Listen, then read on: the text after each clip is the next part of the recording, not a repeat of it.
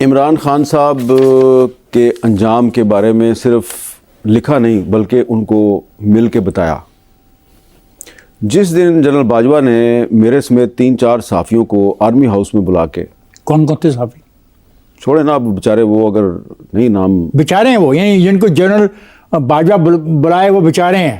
واہ، آپ بیچارے لوگوں میں سے ہو. ہاں، مالک صاحب تھے، کاشف عباسی صاحب تھے اور ندیم ملک صاحب تھے. ٹھیک ہے، تو انہوں نے عجیب بہت سی وہاں پہ باتیں کی. اس میں جب انہوں نے کہا نا قاضی فائز عیسیٰ جو ہے یہ ٹھیک آدمی نہیں ہے، یہ جنرل باجوہ نے کہا، ہاں، اور اس کے خلاف ہمیں آپ کی مدد چاہیے. تو میں نے ان کو کنفرنٹ کیا. میں قاضی فائز عیسیٰ کو نہیں جانتا تھا، بلکہ میں اس کا کرٹک تھا اس وقت بھی، کیونکہ قاضی فائز عیسیٰ نے as chief justice Balochistan high court ایسے فیصلے کیے جس سے میڈیا کو بہت نقصان ہوا. لیکن میں نے باجوہ صاحب کو کہا کہ جی یہ وہ جج ہے کہ میمو گیٹ کمیشن کی رپورٹ میں اس سے پیپلز پارٹی ناراض ہوئی، کوئٹہ میں جب بم دھماکہ ہوا اس کی اس نے انکوائری رپورٹ لکھی تو اس سے نون لیگ ناراض ہو گئی، فیض آباد دھرنا کیس میں اس آدمی سے آپ ناراض ہو گئے ہیں، تو آپ اس کے کیوں خلاف ہیں؟ انہوں نے کہا یہ ایسے ہے، یہ ایسے ہے. میں نے کہا جی مجھے لگتا ہے کہ آپ اس لیے خلاف ہیں کہ فیض آباد دھرنا کیس کی ججمنٹ میں اس نے ISI کا اور فوج کا جو رول ہے اس کو کرٹیسائز کیا ہے، تو یہ آپ کام نہ کریں. میٹنگ جب ہماری کنکلوڈ ہو رہی تھی، کافی لیٹ نائٹ چلتی رہی، تو کہا گیا جی کہ صبح آپ کی پرائم منسٹر سے میٹنگ ہے اور آپ پرائم منسٹر کو بتائیں گے کہ یہ بندہ ٹھیک نہیں ہے. ایک یہ بھی ایشو تھا اور ایک عثمان بزدار. کون بندہ ٹھیک نہیں؟ قاضی فائز عیسیٰ ٹھیک بندہ نہیں ہے. آپ چاروں سے یہ توقع کر رہے تھے جنرل باجوہ کہ آپ پرائم منسٹر کو جا کے یہ بتائیں گے. ہاں، اچھا، جب میں اب نکل رہا ہوں تو مجھے، اور بزدار کے بارے میں کیا رائے ہے؟ کہ بزدار کرپٹ ہے، پیسے کھاتا ہے اور عمران خان جو ہے اس کو چاہیے اس کو نکال دے. اس ایشو پہ ہم اس سے اتفاق کرتے تھے. جب انہوں نے یہ کہا، بلکہ باجوہ صاحب کے پاس کوئی ویڈیو بھی تھی وہ بھی دکھا رہے تھے وہ، تو میں نے کہا جی کہ یہ ہمارا کام نہیں ہے کہ ہم جا کے وزیر اعظم سے کہیں کہ تمہارا چیف منسٹر کرپٹ ہے، نہ ہی یہ آپ کا کام ہے. یہ پرائم منسٹر جو جانے اور اس کا چیف منسٹر جانے. ہاں، ہم یہ تنقید کر دیں گے، یہ ویڈیو آپ مجھے فارورڈ کر دیں، میں اس کو انویسٹیگیٹ کروں گا. انہوں نے وہ فارورڈ نہیں کی. جب ہم نکل رہے تھے تو مجھے کہا گیا جی کہ کل صبح آپ کی 10 بجے میٹنگ ہے. اب اس وقت رات کا 1:30-2 بجا ہوا. یہ کس نے آپ کو پیغام دیا؟ ان کے ساتھ جو سٹاف کے لوگ تھے.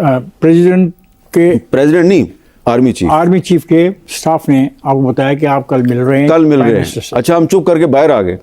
باہر آ کے میں نے کاشف عباسی سے کہا بھائی میں تو نہیں جانا پرائم منسٹر کو. انہوں نے کہا ٹھیک ہے، تسی بھی فون بند کر دو میر صاحب، تو میں بھی فون بند کر. اب ہم دو پکے ہو گئے کہ جی ہم تو نہیں جا رہے. ہم گھر جا کے سو گئے، فون بند کر دیا.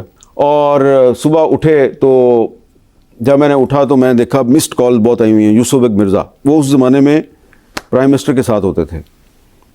تو میں نے کال بیک کی تو کہتے ہیں آپ نے آنا تھا. میں کہا جی ہم نے تو نہیں آنا تھا کیونکہ آپ کے دفتر نے تو اطلاع نہیں کی. تو انہوں نے کہا کسی اور دفتر نے بھی اطلاع نہیں سی کی تھی. میں نے کہا جی کون سے دفتر نے؟ انہوں نے کہکا لگا دیا. انہوں نے کہا کوئی بھی نہیں آیا. وہ تو ٹھیک ہے، لیکن آپ کا یہ جو آبزرویشن ہے یہ تو اب عمران خان کے حشر سنیں نا، میری بات تو سن لیں. ہاں، اب میں نے کالم لکھ دیا، جنگ میں کالم چھپ گیا کہ قاضی فائز عیسیٰ کے خلاف سازش ہو رہی ہے. ابھی ریفرنس نہیں آیا اس کے خلاف، میں نے کالم لکھ دیا اس کے خلاف سازش ہونے لگی ہے. تو کالم جب چھپ گیا تو مجھے عمران خان صاحب نے بلا لیا. اچھا، آپ کو پتا وہ اردو کالم نہیں پڑھ سکتے. ان کو وجہ مجھے نہیں پتا، وہ ان کو بتایا جاتا ہے، اس وقت تو نہیں پڑھ سکتے تھے.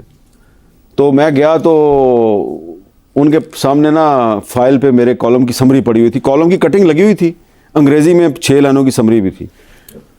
تو مجھے کہتے ہیں یار تم نے لکھا ہے کہ میں قاضی فائز عیسیٰ کے خلاف. میں نے تو کچھ نہیں کرنا، میرے پاس ٹائم ہی نہیں ہے.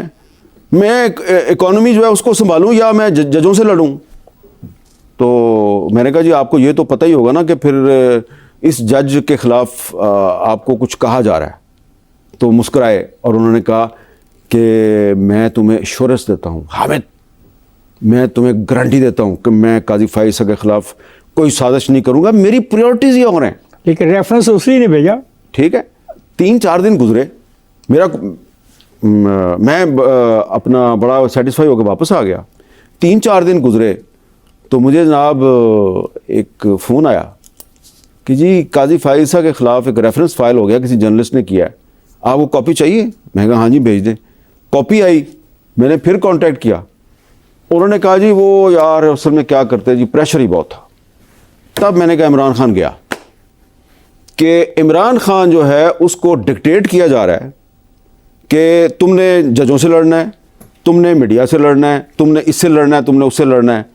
اب اس چکر میں عمران خان جو ہے وہ بجائے کہ ڈکٹیشن لینے سے انکار کرے, وہ اس کو 10 باتیں کہی جاتی تھیں, وہ 8 مان لیتا تھا, 2 نہیں مانتا تھا, اور اس میں وہ بارگیننگ پوزیشن لے کے تو وہ اپنی بھی فرمائشیں پوری کروا دیتا تھا. شہباز شریف کو اندر کرو, زرداری کو اندر کرو, فلانے پہ مقدمہ ڈال دو, فلانے پہ مقدمہ ڈال دو, میر شکیل الرحمان کو اندر کرا دو, یہاں تک کہ خان صاحب کی فرمائش پہ علیم خان صاحب کو گرفتار کیا گیا.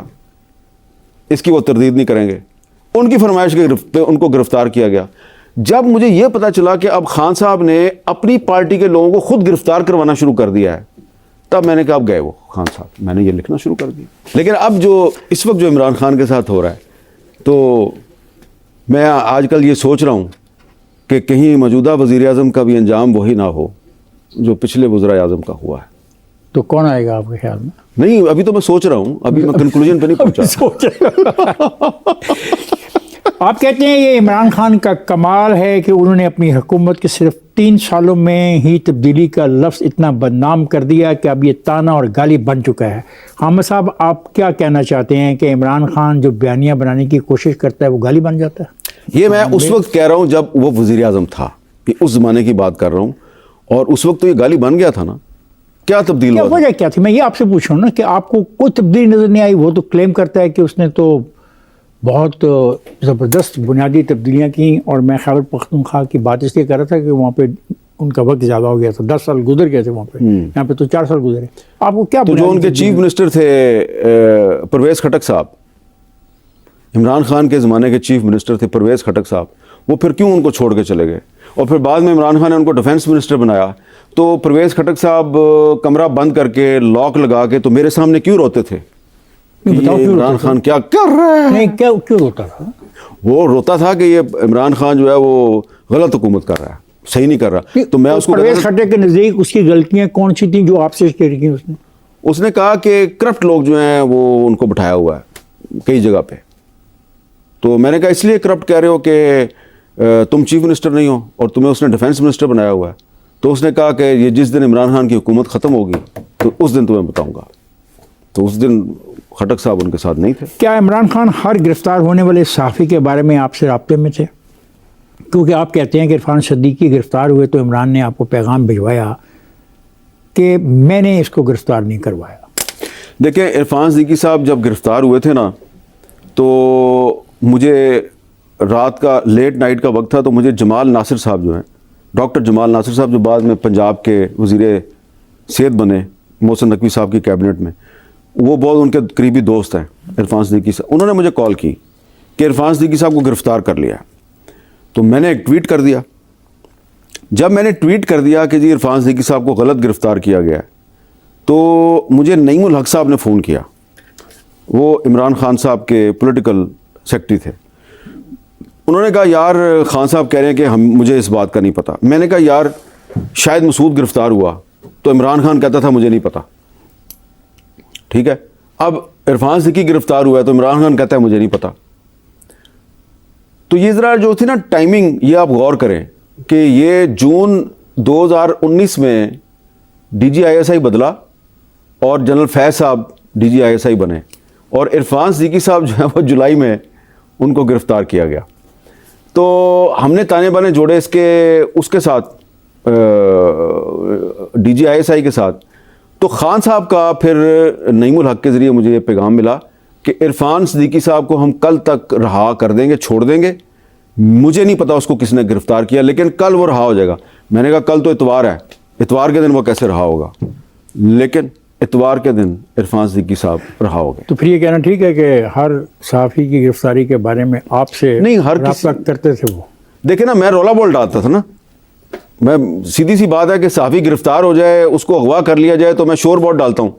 تو ظاہری بات ہے جو جس پہ الزام لگتا ہے اگر وہ وزیر اعظم ہے ملک کا, تو وہ پھر کوشش تو کرے گا نا مجھے بتانے کی یار یہ نہیں, ہم نے نہیں کیا. یہ کیا یہ حقیقت ہے کہ تحریک طالبان پاکستان کے ساتھ مذاکرات اور معاہدہ इमरान खान और जनरल बाजवा ने मिलकर किया और सजा याफ्ता मुजरम मुस्लिम खान को सदर आरफ अलवी से माफ़ी दिलवाई। ये तो एक बहुत बड़ी हकीकत है।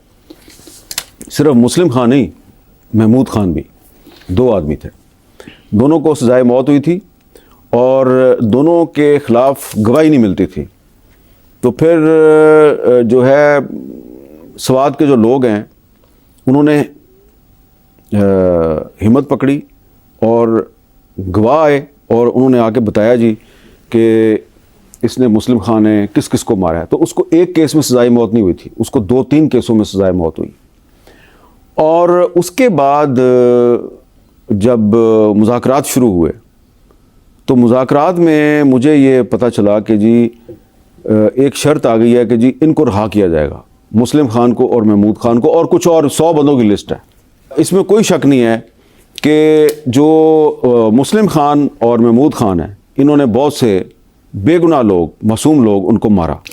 और उसको फिर आरिफ अलवी साहब जो हैं उनके सदारती इख्तियार को इस्तेमाल करते हुए इनको जेल से निकाल दिया गया और अब पता नहीं वो कहाँ।